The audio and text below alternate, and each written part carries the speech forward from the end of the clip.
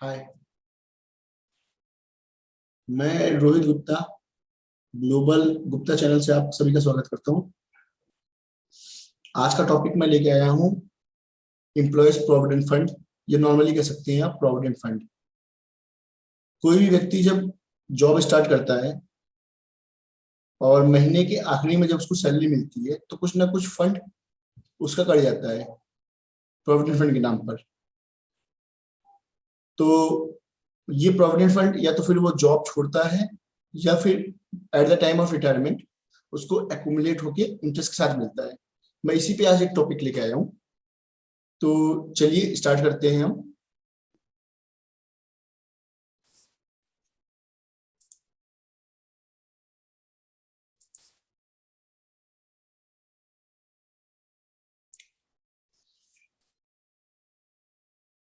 Start करने से पहले मैं बता देता हूँ कि हो सकता है ये वीडियो थोड़ा लंबा हो जाए, तो मैं इसको इंस्टाग्राम के IGTV पे भी रखूंगा। और इन केस ये थोड़ा लंबा हो जाता है और पूरा नहीं कंप्लीट होता तो मैंने अपना यूट्यूब का चैनल ग्लोबल गुप्ता के नाम से रख दिया है यहाँ पे। अगर आपको आगे देखना होगा तो आप यहाँ पे भी जाके देख सकते हैं, या मुझसे आप इंस्टाग्राम में ही कमेंट करके बोल दीजिएगा तो मैं आपको सेपरेटली भेज दूंगा। चलिए स्टार्ट करते हैं। Employees provident fund.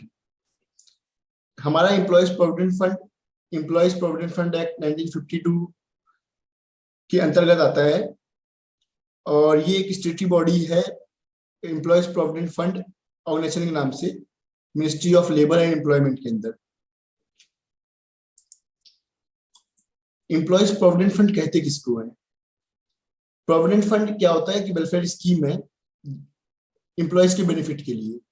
इस स्कीम में both the employer and employ contribute, दोनों पार्ट करते हैं, दोनों अपना अपना पार्ट करते हैं। और एम्प्लॉयर की लायबिलिटी होती है कि इसको प्रोविडेंट फंड डिपार्टमेंट में जमा कराए। और एम्प्लॉयर क्या करता है, एम्प्लॉय का जो शेयर है वो उनकी सैलरी से डिडक्ट करता है और इसको सबमिट कर देता है प्रोविडेंट फंड डिपार्टमेंट में। और जो भी इसका इंटरेस्ट इस इन्वेस्टमेंट का आता है वो भी PF अकाउंट, एम्प्लॉयज के प्रोविडेंट फंड के अकाउंट में क्रेडिट हो जाता है एट द टाइम जब इंटरेस्ट अनाउंस होता है या फिर दिया जाता है। और at the time of retirement accumulate होके इंटरेस्ट के साथ वो एम्प्लॉयज को दे दिया जाता है। अगर कुछ कंडीशंस है उसको सेटिस्फाई कर देते हैं तो। आपने पुराने लोगों को सुना भी होगा जिन्होंने पहले जॉब की कि भैया प्रोविडेंट फंड में इतना पैसा मिला, वो पैसा इतना क्यों मिलता है लोगों को at the time of retirement, जिससे वो लोग घर बनवा लेते हैं, बेटी की शादी कर लेते हैं, बेटी बेटा की शादी कर लेते हैं, फिर और भी किसी चीज के लिए इस्तेमाल कर लेते हैं। क्योंकि ये जॉब के स्टार्टिंग डे से ही, मंथ से ही स्टार्ट हो जाता है और धीरे धीरे करते करते विथ इंटरेस्ट दोनों पार्ट, एम्प्लॉयर एम्प्लॉय ने दोनों ने अपना पार्ट शेयर जब सबमिट किया। और वो लगता छोटा सा ही है लेकिन वो धीरे धीरे इकट्ठा होते होते होते ना एक कॉर्पस बन जाता है, इसलिए वो इतना बड़ा पैसा दिखता है। और सरकार भी यही चाहती है क्योंकि खर्च किसी के भी खत कम नहीं होते। और अगर आपको तुरंत नगद सारा पैसा दे दिया जाए तो पता चला कि आपने किसी और चीज पर्पज में इस्तेमाल कर लिया और आपका जो रिटायरमेंट बेनिफिट है, बुढ़ापे के समय का पैसा है ना, वो कभी आपके पास एक्यूमुलेट ही नहीं हो पाएगा। इसलिए सरकार ने इसको थोड़ा रिस्ट्रिक्ट कर रखा है कि इस तरह से करके लोगों को वेलफेयर स्कीम में ले आए। इसकी एप्लीकेबिलिटी कैसे होती है? कोई भी इंडस्ट्री, चाहे वो प्राइवेट हो चाहे गवर्नमेंट की हो, अगर 20 से ज्यादा एम्प्लॉय काम कर रहे हैं तो ये मैंडेटरी है। अगर 20 से ज्यादा लोग हैं और सेंट्रल गवर्नमेंट ने नोटिफाई कर रखा है कोई भी दूसरी एस्टेब्लिशमेंट को भी, वो भी मैंडेटरी है। या अगर 20 से कम है लेकिन गवर्नमेंट ने नोटिफाई कर रखा है तो भी मैंडेटरी है। और 20 से कम है लेकिन सेल्फ से रजिस्टर्ड कर रखा है तो भी मैंडेटरी, तो भी सबमिट कर सकते हैं, डिपॉजिट कर सकते हैं, मैंडेटरी नहीं कहूंगा मैं। अब इसका प्रोविडेंट फंड का टैक्सेबिलिटी भी क्या इम्पैक्ट है वो भी मैं बता देता हूँ आपको। जो आपको प्रोविडेंट फंड का पैसा कटता है वो 80C के अंदर एग्जेम्प्ट होता है, तो आप उसमें अपना डिडक्शन क्लेम कर सकते हैं। और जब भी आप रिटायरमेंट के बाद प्रोविडेंट फंड का विड्रॉ करेंगे तो इंटरेस्ट ऑफ PF वो भी टैक्सेबल नहीं होता आपका। अगर इन केस आप अनएम्प्लॉयड हैं तो 2 महीने के अंदर आपका प्रोविडेंट फंड का पैसा मिल जाता है। ये कुछ टैक्सेबिलिटी की बात है कि अगर 5 साल कम से कम आपको कंप्लीट करने होते हैं, अगर 5 साल से पहले आपने कंप्लीट नहीं किया और विड्रॉ कर लिया तो 50,000 से कम है तो टैक्स नहीं है, 50,000 के ऊपर है तो टैक्स है, सब्जेक्ट टू 10%, ये जो भी आपकी टैक्स लायबिलिटी है, ठीक है। और अगर आपने 15G और 15H करके 2 फॉर्म होते हैं, वो भी मैं किसी और वीडियो में बताऊंगा क्या होते हैं, पर नॉर्मली अभी समझने के लिए बता रहा हूँ। तो अगर उसे फर्निश कर देते हैं गवर्नमेंट को या अपने एम्प्लॉयर को सॉरी, तो भी टैक्स नहीं लगता। अब 5 साल से ज्यादा हो चुके हैं तो कोई भी टैक्सेबिलिटी नहीं है, जो वैसे मैंने आपको बताया, या जॉब चेंज करते हैं तो भी टैक्सेबल नहीं है। अगर इन केस डेथ है या फिर टर्मिनेशन है या इलनेस है, उस पे भी अगर आप विड्रॉ हो जाता है तो भी टीडीएस नहीं करता। पीएफ का कंट्रीब्यूशन रेट क्या होता है? नॉर्मली ये 12% होता है, बेसिक प्लस डीए का। अगर आपकी सैलरी 15,000 से कम है, बेसिक प्लस डीए मिला के सैलरी, इसके पीएफ के कैलकुलेशन के लिए बेसिक और प्लस डीए ही माना जाता है। अगर प्राइवेट में है तो डीए कम नहीं मिलता। मान लीजिए बेसिक आपका 15,000 से कम है या 15,000 तक है तो एप्लीकेबल है। और अगर 20 एम्प्लॉय से कम है, जिसमें मैंने आपको पहले बताया था, तो ये जो है कंट्रीब्यूशन 10% है, एम्प्लॉयर और एम्प्लॉय दोनों के लिए। नॉर्मली क्या होता है कि अगर गवर्नमेंट में है तो जो भी आपकी बेसिक है, 15 हो जाए, 15 से ज्यादा हो तो 12% काट के जमा करा देते हैं। लेकिन प्राइवेट में क्या होता है कि 15,000 तक तो मैंडेटरी है ही है, 15,000 से ज्यादा है तो आपसे बात करके 15,000 की लिमिट रख के उतना ही सबमिट कराते हैं, क्योंकि उनकी भी लायबिलिटी उसकी वजह से कम आती है, बर्डन कम आता है। लेकिन कुछ अच्छी ऑर्गेनाइजेशन है, रेप्यूटेड ऑर्गेनाइजेशन है, तो आपकी पूरी बेसिक पे ही, बेसिक प्लस डीए या बेसिक पे जो भी बनता है उसके हिसाब से वो सबमिट कराते हैं कि आपका भी चल के फ्यूचर में बेनिफिट हो सके।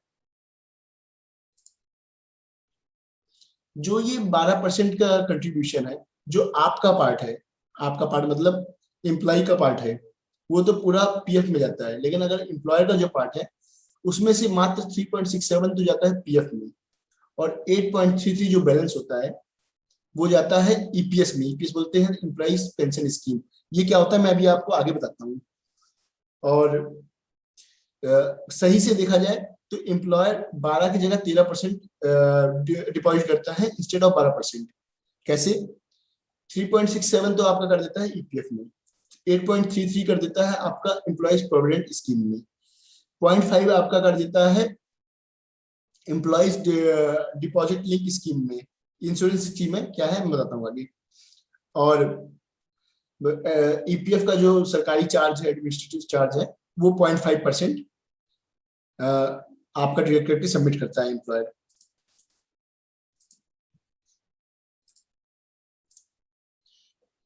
पहले के दिनों में क्या होता था कि अगर एम्प्लॉय जॉब छोड़ता था तो उसको विड्रॉ करना पड़ता था फंड को, या पे कहीं पे दोबारा ज्वाइन करता था तो जाके पहले उसको एम्प्लॉयर को रजिस्टर्ड कराना पड़ता था, और एम्प्लॉयर अपने कंसल्टेंट के थ्रू या फिर पीएफ डिपार्टमेंट में जाके उस एम्प्लॉयज का रजिस्ट्रेशन कराता था, ये डिटेल सबमिट करता था। तो ये काफी लंबा चक्कर हो जाता था। और होता क्या था कि बहुत से लोग जो जॉब करते हैं, एक जॉब से दूसरी जॉब उन्होंने छोड़ी तो जो उनका पैसा अकुमुलेट हो गया, क्योंकि नॉर्मली क्या होता है रिटायरमेंट से पहले आप जॉब छोड़ रहे हैं तो इन केस हो सकता है कि आपकी एम्प्लॉयर के साथ अनबन हो गई हो या कोई भी कारण है, तो वो अपनी तरफ से तो इनिशिएट नहीं करता है कि भैया इसको पीएफ का पैसा मिल जाए। बहुत से लोग करते हैं, लेकिन बहुत से लोग ऐसे भी मिल जाएंगे आपको कि नहीं करते। तो होता क्या था, या तो एम्प्लॉय का वो फंड निकल नहीं पाता था, ये निकलने में बहुत दिक्कत आती थी, या उसे वो सोचता था यार क्यों जाए, क्योंकि सबका अपना ईगो और सेल्फ रिस्पेक्ट भी होता है। एक बार जॉब छोड़ दी तो क्यों जाना उसके यहाँ।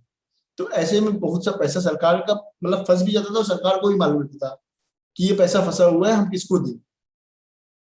तो इन सब की दिक्कतों को दूर करते हुए, जैसे आपका पैन या आधार नंबर होता है, एक सिंगल नंबर होता है चाहे आप कहीं भी जाओ, उसी तरह गवर्नमेंट ने इंट्रोड्यूस किया 12 डिजिट का एक नंबर, जिसको बोलते हैं यूएन बोलते हैं, या उसकी फुल फॉर्म है यूनिवर्सल अकाउंट नंबर। इसका मतलब है आप कहीं भी जाइए, कि कहीं भी जॉब कीजिए, एक आपको स्पेसिफाइड नंबर मिल गया है, जिसकी जिसकी वजह से पीएफ डिपार्टमेंट में आप उस नंबर की वजह से जाने जाएंगे। और आपको भी क्लेम करना है, फंड ट्रांसफर कराना है, कुछ भी है वो सेम नंबर पे ही चलता रहेगा। अगर जो मेंबर कब विड्रॉ नहीं हो पाया फॉर्म और आपका एम्प्लॉयर ने कंसेंट नहीं दिया, वैसे अब नॉर्मली होता नहीं, किसी का अगर बचा है तो उसके लिए मैं बता देता हूँ आपको, वो फॉर्म 19 भर के,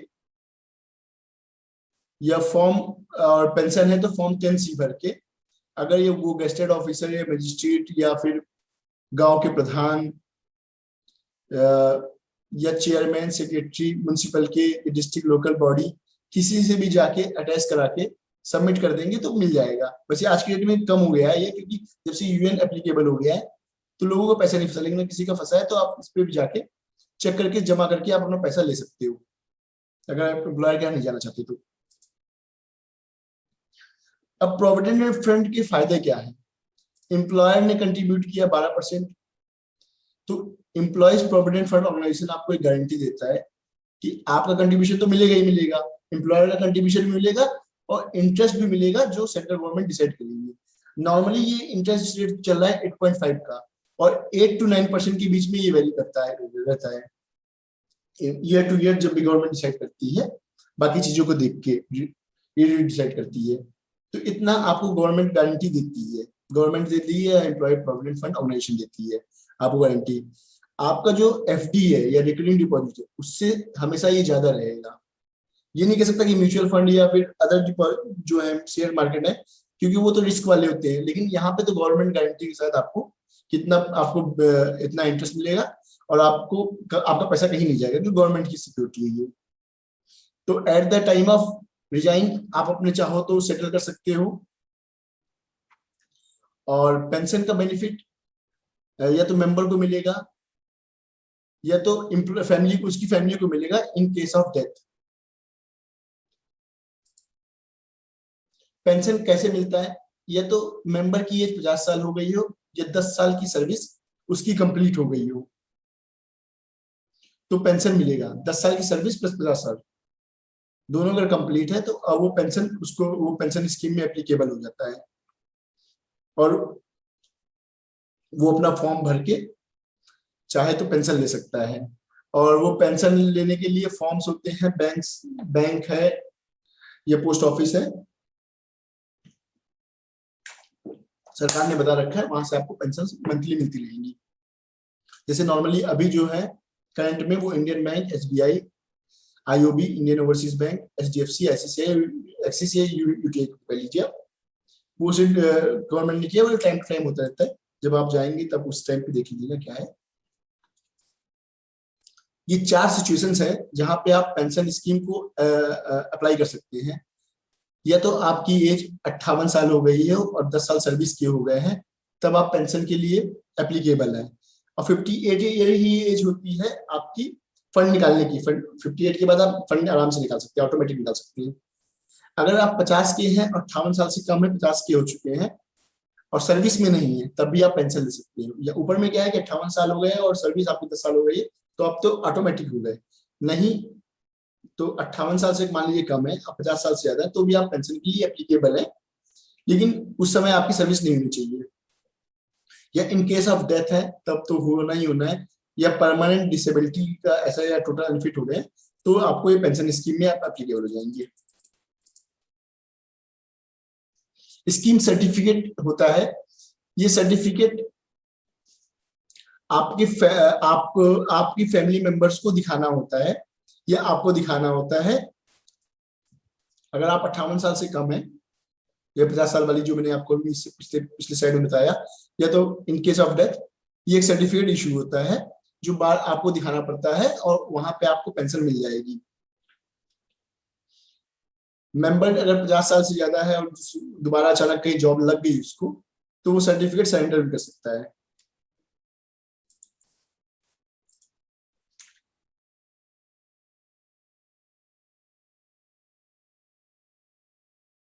अगर वो पेंशन के लिए एलिजिबल नहीं है, तो मेंबर अपना चाहे तो पूरा का पूरा एकुमुलेट जो पेंशन फंड में पैसा हुआ है उसको भी विड्रॉ कर सकता है। अगर वो 50 साल और 58 साल स्कीम में नहीं है, बाई चांस वो छोड़ना चाहता है या एलिजिबल नहीं किसी कारण से, तो आपकी लास्ट एवरेज सैलरी के बेस पे आपका पैसा सरकार दे देगी वापस। सरकार कोई भी पैसा रखती नहीं है अपने पास। जो भी आपका एक्यूमुलेट हुआ है विद इंटरेस्ट वो आपको वापस मिल जाएगा।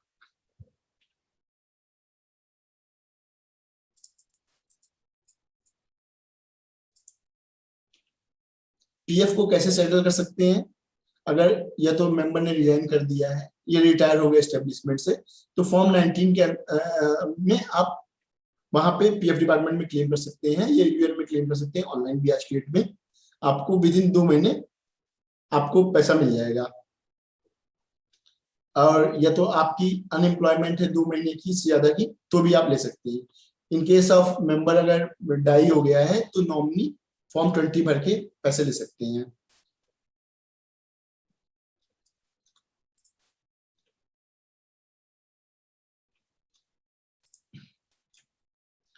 वो एम्प्लॉय डिपॉजिट लिंक स्कीम मैंने बताई थी आपको, जिसमें 0.5% एम्प्लॉयर देता है आपको।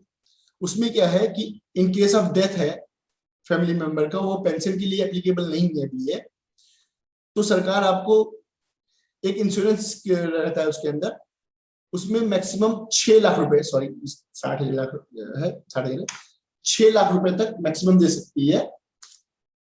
वो भी आपकी वही सर्विस कितनी कंप्लीट हो गई है और उसके बेस पे कैलकुलेट करके आपको मिल जाएगा।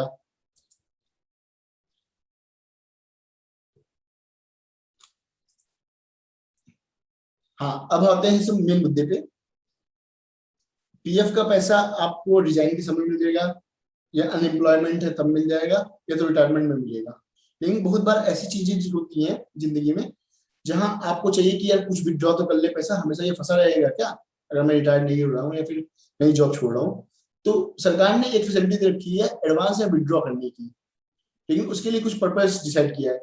आप या तो अपनी या अपनी फैमिली मेंबर्स की या अपने बच्चों की शादी के लिए या उसकी पढ़ाई के लिए सरकार से पैसा ले सकते हो। अगर मैरिज या एजुकेशन के लिए लेना चाहते हैं तो आपकी कम से कम 7 साल की सर्विस होनी चाहिए, और आपका जो पोर्शन है, जितना आपने आपका कंट्रीब्यूशन है, उसका 50% आपको मिल जाएगा फॉर्म 31 के थ्रू, या बीमारी में ट्रीटमेंट पर्पज में आपको मिल जाएगा। इसमें कोई वो नहीं है सर, मिनिमम सर्विस की एलिजिबिलिटी नहीं है। आपके 6 टाइम ऑफ वेजेस तक मिल जाएगा, या फिर आप कोई घर बना रहे हैं, घर खरीद रहे हैं, तो आपकी अगर सर्विस 5 साल से ज्यादा हो चुकी है तो आपको 36 टाइम ऑफ वेजेस तक आपको मिल जाएगा फॉर्म 31 भर के। या आपने हाउस लोन ले रखा है, तो अगर आपकी सर्विस एक जगह पे 10 साल से ज्यादा हो गई है तो आप 36 टाइम ऑफ आपकी जो भी पोर्शन है उसका आप विड्रॉ कर सकते हैं फॉर्म 31 भर के। या प्लॉट परचेज कर रहे हैं तो भी आप 24 टाइम्स ले सकते हैं, लेकिन आपकी सर्विस 5 साल से ज्यादा हो जाएगी। अगर अल्ट्रेशन कराना चाहते हैं, एडिशन कराना चाहते हैं हाउस पर्पज के लिए, या रिपेयर करना चाहते हैं घर को, तो 5 साल से ज्यादा अगर आपकी सर्विस एक जगह पे हो चुकी है तो आप 24 टाइम्स ले सकते हैं। या लॉकडाउन में अभी कोविड में सरकार ने एक ऑप्शन दिया कि आप जॉब में नहीं है तो 3 टाइम्स आप अपना ले सकते हैं।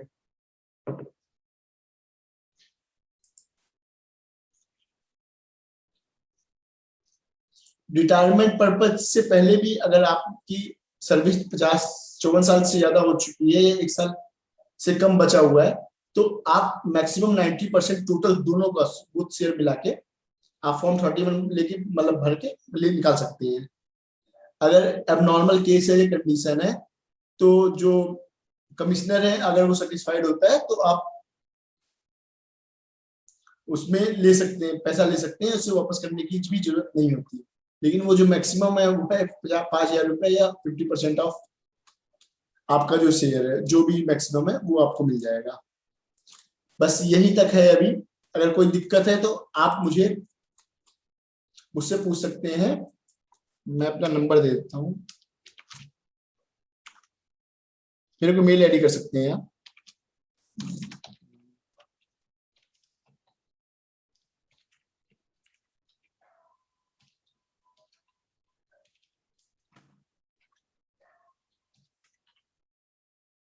Okay, thank you. मिलते हैं नेक्स्ट में। आशा करता हूँ कि ये आपको अच्छा लगा होगा। Okay, bye. Okay bye.